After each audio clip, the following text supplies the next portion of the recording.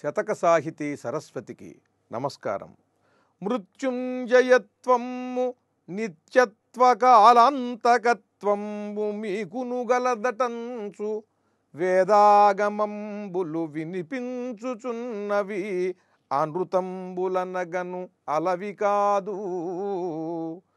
పుట్టుక గలవారు గిట్టక తప్పదు, పుట్టుకే లేనిచో గిట్టుటెట్లు. కోరిన నిచ్చిన మారక నిశ్చయులగు వారికుపయోగమగునుగాక. వృకునకిచ్చిన వరమున కకట మీకు భయము గలదన తగు హేతుపదము లేదు. భావభవభంగ గౌరి హృత్పద్మభృంగ రాజిత శుభంగ రేపాల రాజలింగ. ఓ పరమేశ్వర, నీవు మృత్యుంజయుడవు, మృత్యువే లేనివాడవు, నిత్యుడవు, ఎల్లప్పుడూ నీవు ఉంటావు. నీవు కాలాంతకుడవు, కాలం లేనప్పుడు కూడా నీవు ఉంటావు. నీ అనుగ్రహంతోనే, నీ అనుజ్ఞతోనే కాలం కూడా పుడుతుంది, మొదలవుతుంది, కొనసాగుతుంది. కాలాంతకత్వంబు మీకును గలదటంచు. ఇవన్నీ కూడా మీ లక్షణాలని చెప్పి వేదాగమంబులు వినిపించుచున్నవి, వేదములు ఘోషిస్తున్నవి. ఈ విషయాన్ని మీరు మృత్యుంజయులు, మృత్యువే లేదు ఈ పరమేశ్వరునకు, ఈయన నిత్యుడు, శాశ్వతుడు, కాలాంతకుడు, కాలాధీనుడు కాడు ఈయన అనేటువంటి విషయాన్ని వేదములు ఘోషిస్తున్నాయి. ఇవి అనృతంబులనగను అలవి కాదు.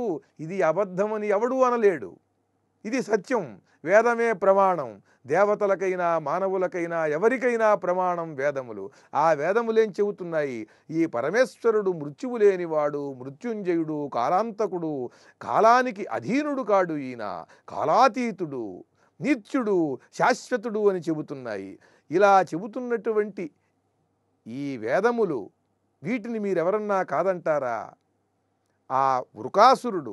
ఆ వృకాసురుణ్ణే మనం భస్మాసురుడు అంటున్నాం. వాడు ఘోరంగా తపస్సు చేస్తే ఆ తపస్సుకి నువ్వు మెచ్చుకుని వెళ్ళి వాడికి వరం ఇచ్చావు. వాడేదో కోరరాని వరం కోరాడు, నేను ఎవరి నెత్తిన చేయి పెడితే వాడు భస్మం అవ్వాలి అని. నువ్వు వాడికి వరం ఇచ్చావు.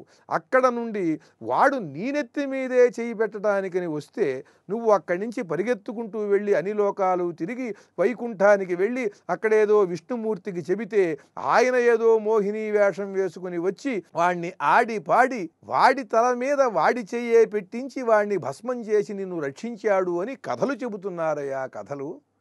నేనవి నమ్మను. నీవు శాశ్వతుడవు, నీకు భయమేమిటి, నీకు మృత్యువేమిటి? వాడు నీ నెత్తిన మీద చేయి పెట్టినంత మాత్రాన ఏమవుతుంది? ఏమీ కాదు. ఇదేదో పుక్కిటి పురాణం, వీరు కల్పించినటువంటి కథ. నేను దీన్ని నమ్మను అంటున్నాడు ఈ కొమర్రాజు వెంకట శివకవి.